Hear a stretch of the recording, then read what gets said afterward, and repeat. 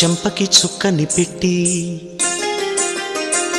పాదాలకి పారాణి పూసి చేతికి గాజులు వేసి కస్తూరి నుదుట దిద్ది ముత్యానికి ముస్తాబే చేసి మా హృదయాలను బోయిలుగా మలచిన ఈ పల్లకిలో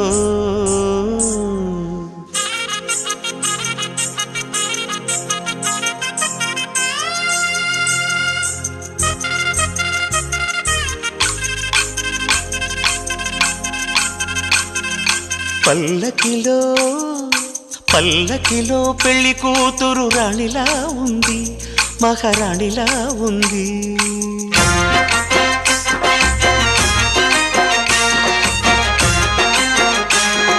రాణిగారికి సిగ్గులు